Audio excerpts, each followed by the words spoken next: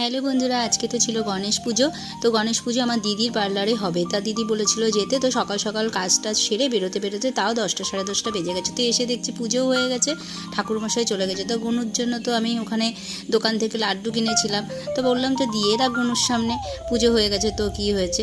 তো এসে তো দিদি আর মা সকাল থেকে অনেক কাজ করেছে বলে বললাম আমি রান্নাটা করছি। তো করেছিলাম পোলাও, এদিকে আলুর দম হচ্ছে মানে বসাবো, আর এখানে আমের চাটনি পাঁপড় ভাজা। তো এই রান্না করতে করতে তো চলে এসছে আমাদের কোকো সোনা। দেখো, হ্যাঁ দেখছে মাসিকে অনেক দিন পর, তো তাকিয়েই আছে আমার দিকে।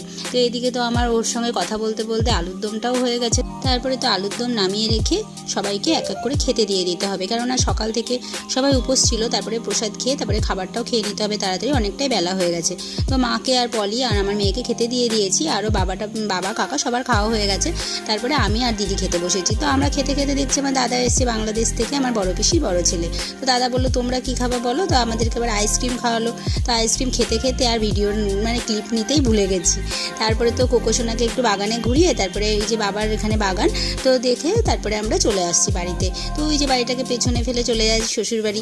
আর কি করব বলুন, এই তো মেয়েদের জীবন। তারপরে তো এসে দেখি আমার স্টুডেন্টরা সব চলে এসছে, তারপরে ওদেরকে পড়িয়ে নেব। তো আজকের ভিডিওটা এই পর্যন্তই থাকলো, দেখা হবে নেক্সট ভিডিওতে। টাটা।